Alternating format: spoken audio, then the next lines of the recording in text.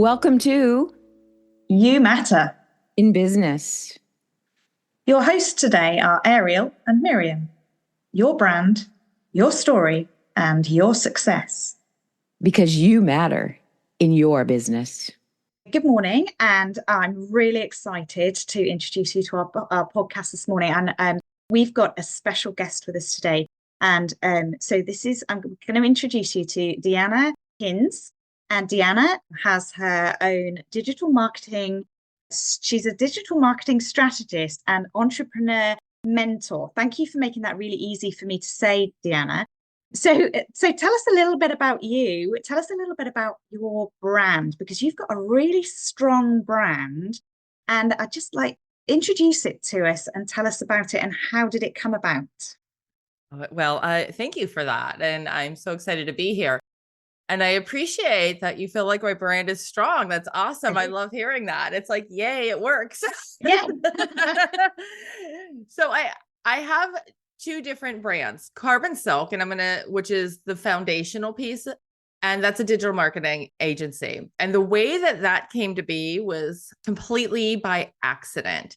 So I'm going to take you back about 15, 16 years. Yeah, we're getting close to that. And I was working in corporate America, and my boys were young. They were 10 and 11 years old at the time. And, I'm working a lot of hours. I'm doing the mom thing. I was a divorced mom, and it was the week before Christmas, and I was doing laundry. I was at home. It was my day off. I was stressed out because of just things with work. And my youngest son came up to me. He was so excited. And he said, Mom, I know what I want for Christmas. And it's only one thing. And I got really mad because it was a week before Christmas and my shopping was done, and I have two boys, and I'm like, this is going to be ridiculous, right? Like, I need to find this one thing. And then I have to find something that's just equally expensive for my other son. Like, he just totally stressed me out. I'm like, you just made life worse, right? And he's so happy and excited. So in that mom voice of frustration, I was like, what do you want? And he's like, Mom, it's just one thing. The only thing I want is to spend one day home with you, sitting on the couch, having hot chocolate and watching a movie like we used to. And Him. my heart broke. I instantly went from feeling angry and frustrated to like, oh my gosh, I'm the worst mom in the world. Like, what is happening? So I talked to both of them, and they were really honest with me and just said, you work all the time. My parents live 3 doors down. They were a tremendous help of getting them to school, picking them up from school, doing all the things I couldn't while I was working, because it was in retail management. So the hours are crazy. If anybody's worked retail, it's not the 9 to 5, like, you're gone. And I was missing all this stuff. So I made the decision right then and there, and I promised them that I would never miss another event. And I quit my job. Now, I had no idea what I was going to do. None whatsoever. I had no safety net financially, but didn't even think about that. I was just like, I can do something. I'm going to do it. So I did look for a job, but could not find a job that balanced being available after school hours and still paying the mortgage. It doesn't exist. So I ended up starting a business. I baked out of my house, making cake pops, which at that time were new and only in Texas. So nobody around me knew what cake pops were. And I rebranded them. I sold them, and that grew. And I ended up winning Top Mom in Business from Discover Card and Startup Nation. I got a lot of publicity. It was on the news all the time. People were always interviewing me, and I had no idea what I was doing. I was winging it, and everything fell into place. But I didn't love baking. I didn't love what I was doing. It was more of survival. Like, how do I pay my bills? But it was all I could do. So during this time, women who I knew started calling, and some I didn't know, honestly, and saying, can I pick your brain? Can we have coffee? Like, how did you do this? How did you grow your business so fast? What are you doing? So I'd meet with them one-on-one, and I would be really honest and say, I have no idea what I'm doing, but I'm going to share with you, because I was using Facebook at the time, which was really early for Facebook. I mean, Facebook was there, people were using it, but small business owners were mainly using it just to really connect with friends and family they hadn't seen. They weren't using it the way they're using it today. So I explained what I was doing. Well, then more and more women started to call and wanted to pick my brain. So I'm like, okay, stop. We're going to meet. Here's where I'm going to be. I'm going to be here at this time. Whoever wants to pick my brain, you could show up and I will answer any questions that you have, but just don't hold me accountable if it doesn't work because I don't know what I'm doing. And they showed up and it worked. It kept working. And these women were growing their business and they were scaling and they were just, it was so cool to watch. I'm like, oh my gosh, like this really works. Well, I did that for a long time, for a couple of years. And then finally I'm like, business here. Yeah, you became a coach. I did. And so then people wanted me to do it for them because we all know how time consuming social media is. And I had to teach myself how to design websites because I had no money. I had to do it on my own. And that's how Carbon Silk came to be, was just me doing it for other people. But what I realized in that process, as much as I love what I do, because I do love what I do, because now we're almost 15 years later, I miss the one-on-one teaching. And I actually just went back to Ohio. That last week I was in Ohio, and there were a core of women who I met out, and they are still part of She Is Collective, who were still part of that meetup of showing up all those years ago when I said, I don't know what I'm doing, but if you want to come, here's where I'm going to be. And they're still there and their businesses are still growing, and it's really fun to see. So it's kind of come full circle, right? Where now I'm working and mentoring entrepreneurs, and I also have the digital marketing agency on this, not on the side. It's the meat and potatoes. It's the foundation. Yeah. I love how you rose from a challenge that was very emotional and just succeeded despite it all. Like, for your children, that was your why, I need to be with them. I think that's an unbelievably important thing. Well, thank you. There was no thought behind it. And a lot of times I'll have other women, mainly women entrepreneurs, because I don't think men go through what we go through. In fact, I know that they don't. We're just because we're wired differently. But I'll have other women entrepreneurs say, I want to leave my 9 to 5. You just quit. Should I just quit? And I'm like, no, don't do what I do. Like, you make your own decision, because it was hard. Like, yes, you're seeing like the after, and I came through that and out of that, but it was a bumpy road. It wasn't just a linear straight up. It was a roller coaster ride that I am happy to be through. Like, I'm glad I got through it.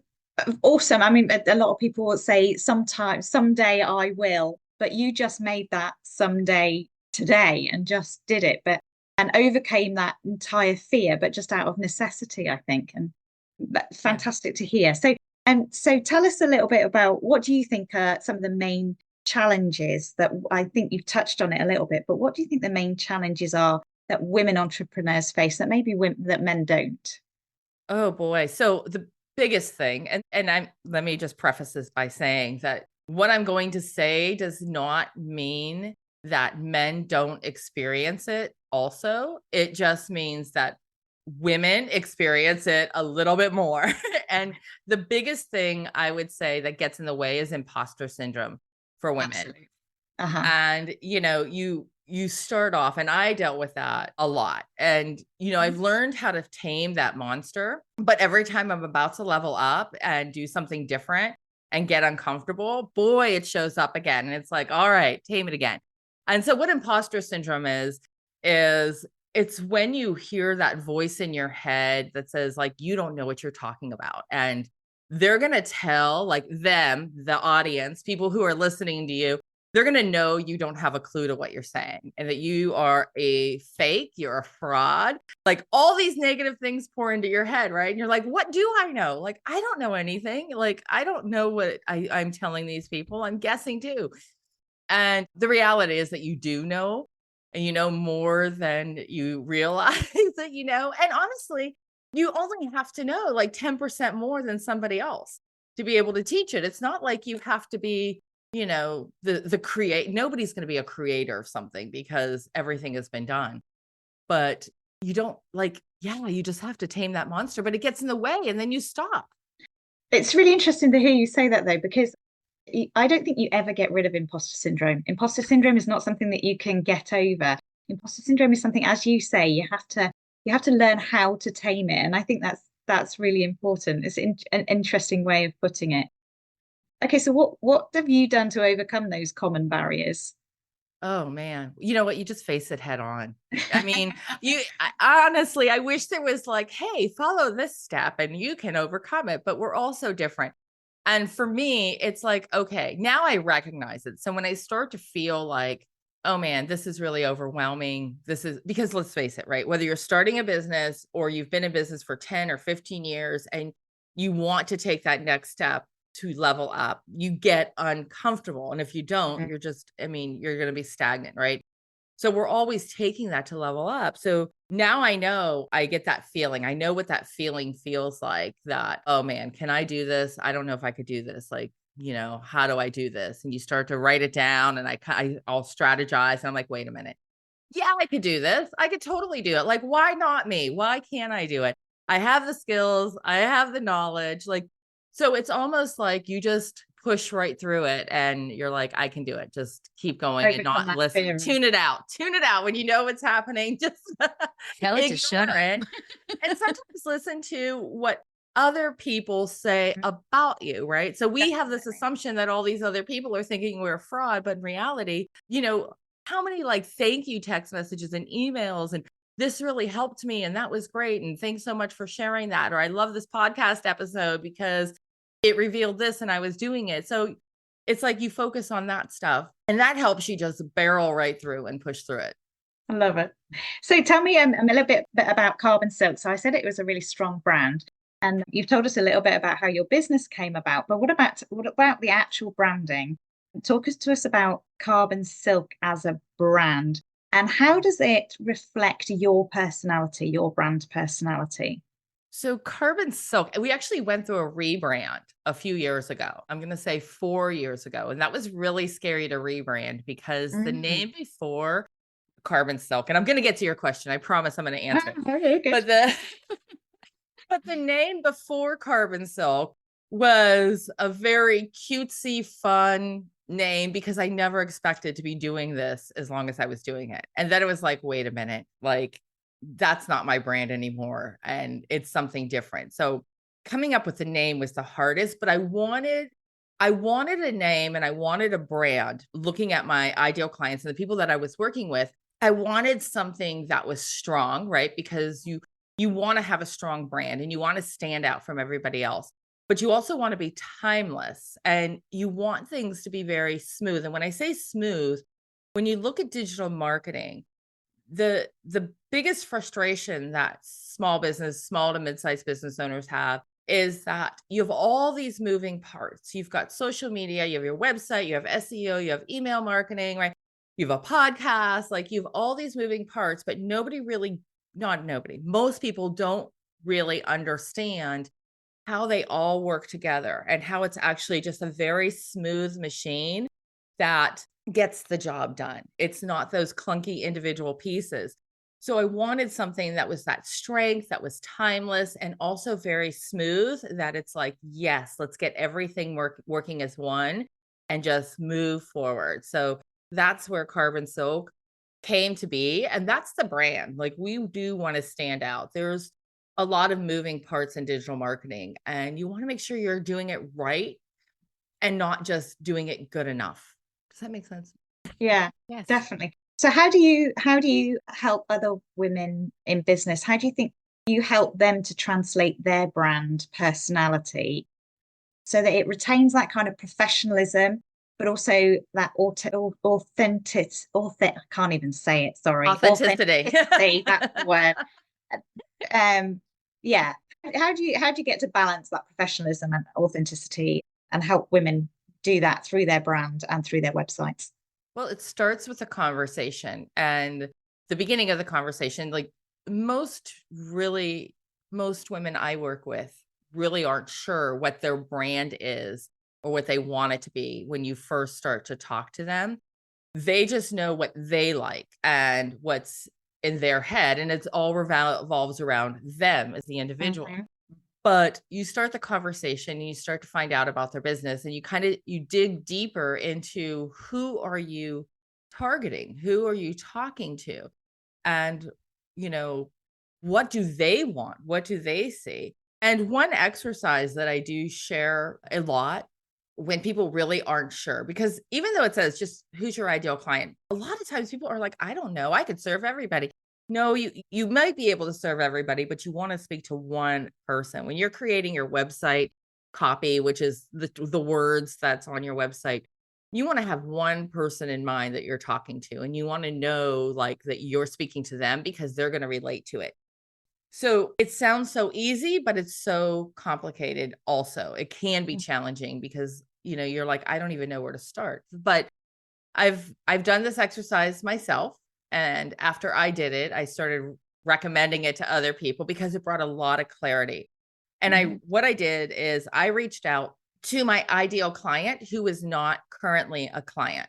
And so somebody who I really wanted to work with. And I would reach out to 5 of them, 5 different ones. And you can do as many as you want, but at least do 5.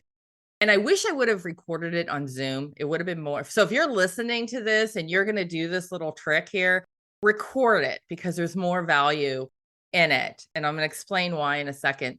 But I talked to them on the phone. I wish I did on Zoom, and just said, when you're talking about, like, when you're thinking about your digital marketing strategy, like, what's your biggest frustration? And of course, they're going to give you a knee-jerk response, right?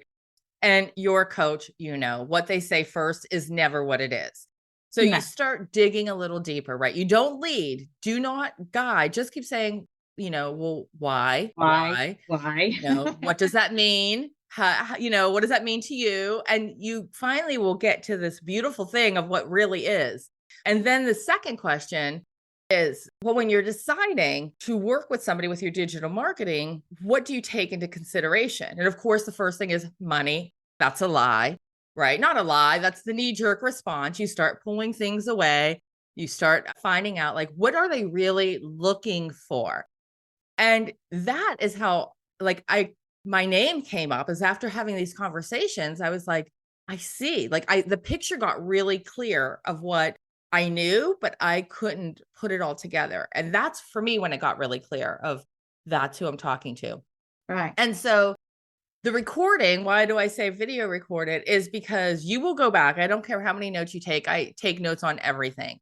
You're going to go back and you're going to think about what they said. And you don't want to use your words that you hear in your head when it comes to your marketing. You want to use their words that they said. And there was actually a course that I'm going to be launching in January. I've done this course before, and it's going to be in a new name, but I did it for years. And it does talk about all the moving parts and how all the moving parts fit together. But during that interview, those 2 questions, I realized that the name in my course, it was called Ignite, right? Ignite your digital marketing. But I realized Ignite did nothing whatsoever for my ideal client. Like, they were using a different word. They were using the word chaos. They were using the word overwhelm. So I was like, okay, so I did rebrand that, but I'm going to rebrand it again. But I'm going to have in mind what the words that they're using on how they feel to market that course. And if you go to my website, you can see I've used overwhelm and chaos on there, not because I came up with those words, because that's what I kept hearing consistently after making those phone calls. So it's not a check the box when you're trying to figure out how do you create your brand and where do you start. It's a conversation. It's talking to your ideal client. It's finding out, how do you want that ideal client to feel? And that goes into colors. I'm a geek when it comes to colors as well. Don't pick your favorite colors because you like your favorite colors. I mean, maybe it works and that's great, but maybe that emotion you're trying to evoke is actually a different color. We know yellow is happy, right? We know that. So if you're coaching, you're a happiness coach, right? That you're trying to get people happy, you're not going to use gray for that at all, right? You're going to use yellow because that's the solution you want, unless you're talking about the before and then the after.